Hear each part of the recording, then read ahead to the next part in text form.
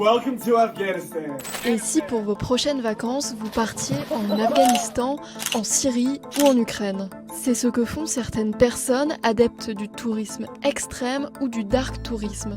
Get ready with me to travel to the most dangerous and conservative country in the world. Le terme a été théorisé en 1990, mais c'est une pratique assez ancienne qui consiste à voyager dans des zones associées à la mort ou au macabre. On peut remonter à 1815 lors de la bataille de Waterloo où des touristes observaient les combats depuis des carrosses. En 1917, le guide Michelin proposait par exemple une visite des champs de bataille de la Première Guerre mondiale avant même la fin totale des combats. Il y a eu aussi beaucoup de visiteurs intéressés par la catastrophe de Tchernobyl. Mais aujourd'hui, ces visites insolites prennent de l'ampleur avec les réseaux sociaux. Que c'est dangereux d'aller en Ukraine pendant la guerre. Moi j'ai été à Odessa, au sud de l'Ukraine. Là je suis en ferry. Des influenceurs ou de simples voyageurs partagent leurs aventures dans des zones sensibles.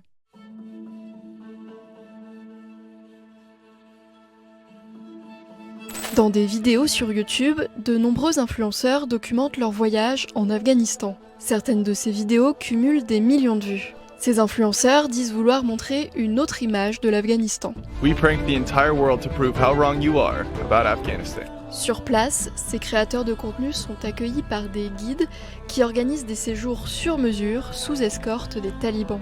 Je suis bien arrivé, Assadoullah qui est juste à côté de moi a pu me récupérer à l'aéroport. Accueil à l'aéroport, repas, visites et activités locales sont au rendez-vous.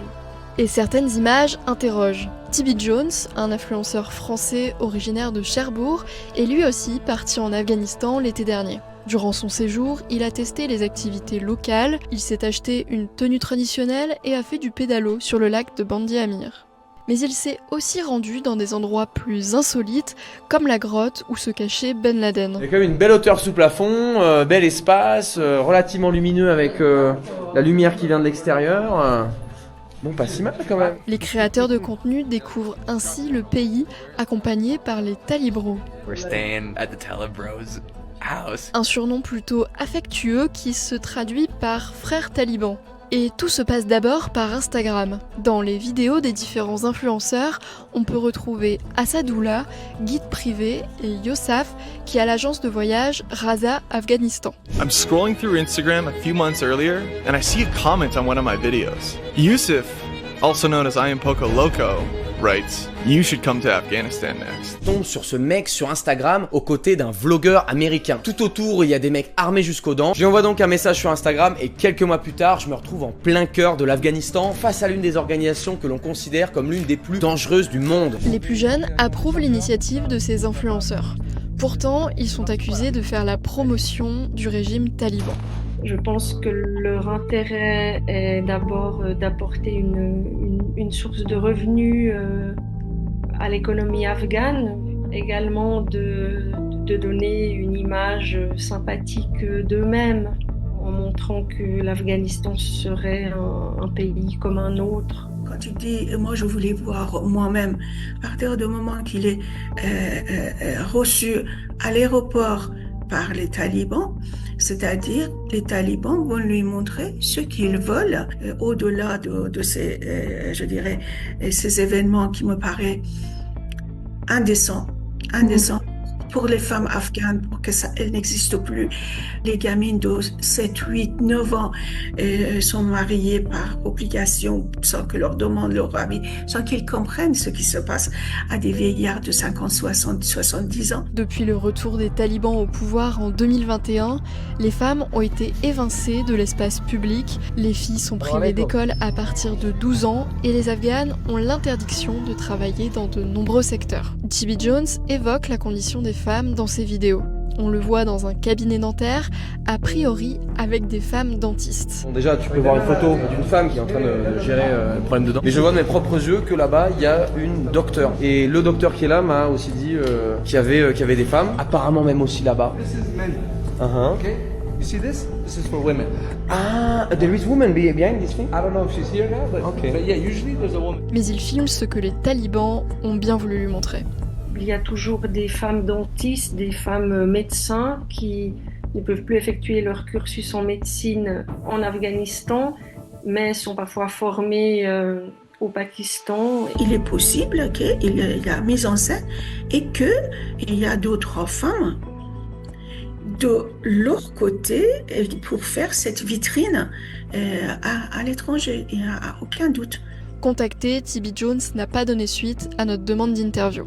On dit qu'il n'y a plus de guerre, mais il n'y a pas de sécurité puisque si on entend les bruits de chaussures d'une femme, un taliban peut aller l'arrêter et elle pourrait être violée, disparaître et le corps trouvé, je ne sais pas. Moi-même, j'étais menacée par les talibans sous prétexte que j'aide les femmes afghanes. Vous voyez, donc une fois qu'on prend un spectre de ça, il faut l'envoyer à ce monsieur-là qui voulait impérativement voir ce qui se passe sur place. Pour rappel, 80% des femmes sont exclues de l'éducation et du travail, selon un rapport de l'ONU. Pour partir en Afghanistan, en Syrie ou en Ukraine, il n'y a pas besoin d'être un influenceur. Des agences de voyage se sont spécialisées en créant des circuits pour les amateurs de sensations ou bien de géopolitique. Parmi nos destinations les plus populaires, nous avons la Syrie, l'Afghanistan, le Yémen. À l'origine, on était plutôt sur des jeunes qui cherchaient un peu le frisson, qui cherchaient aussi, il faut le dire, des pays moins chers. Et on a de plus en plus de personnes d'une quarantaine, une cinquantaine d'années qui veulent vraiment découvrir les pays, qui sont intéressés par l'histoire et qui sont intéressés aussi par les bouleversements géopolitiques qu'on vit actuellement. L'agence de voyage propose par exemple un tour d'été en Ukraine pour voir comment la vie continue en temps de guerre. Notre voyage en Ukraine dure une petite semaine et se focalise vraiment sur les zones à l'ouest du pays qui sont beaucoup plus sûres. On visite d'abord les villes comme on le faisait avant le début de la guerre.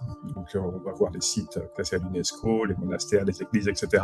Et on a aussi maintenant évidemment une grosse partie liée à la guerre, avec des visites de cimetières militaires, de mémoriaux. Parmi les voyageurs, Zakeo est parti en Syrie avec Morgane et en Ukraine avec ses parents. J'ai voulu aller en Syrie pour justement voir comment était le pays un an après la chute de Bachar el-Assad. Ça permet vraiment de mettre en perspective et de voir ce que le régime a pu faire à ses civils. En Ukraine, j'y suis allé pour faire de l'humanitaire. Donc en Ukraine, il est arrivé des fois où on se sentait en insécurité à cause des drones, des missiles, des trucs comme ça. Mais on n'a jamais été directement touché, mais on a vu évidemment des gens qui ont été directement touchés, des villages, des villes. Je veux dire que je me suis encore moins senti en insécurité en Syrie, puisque là, on était vraiment avec une agence, avec des guides. Le seul moment où je me suis senti en insécurité en Syrie, c'était le Noël à Damas, puisque l'État islamique avait menacé de frapper le centre de Damas pour les fêtes de Noël. Et il faut savoir que malheureusement, une mosquée qu'on a visitée à Homs s'est fait attaquer 2 jours plus tard par l'État islamique. Donc ça a fait 8 morts, je crois, malheureusement. Avec du recul, on se rend compte qu'on n'est pas forcément toujours en sécurité dans ces pays-là, et c'est bien pour ça que c'est des zones rouges sur France Diplomatie. Ce genre de vidéos où on fait des selfies avec les talibans, les trucs comme ça, c'est pas un truc qui m'intéresse, c'est pas un truc auquel j'adhère forcément, c'est pas un truc qui me donne envie non plus. Moi, c'est beaucoup plus l'aspect du contact humain sur place, du pays en général, plutôt que d'aller presque faire, on va dire, le marketing d'un gouvernement autoritaire. Ça me dérange. En Afghanistan, le nombre de visiteurs est en augmentation. En 2021, 691 étrangers ont visité le pays. En 2024, ils étaient 6800. Pour rappel, le gouvernement français déconseille fortement de voyager dans l'ensemble du territoire de l'Afghanistan, de la Syrie ou de l'Ukraine.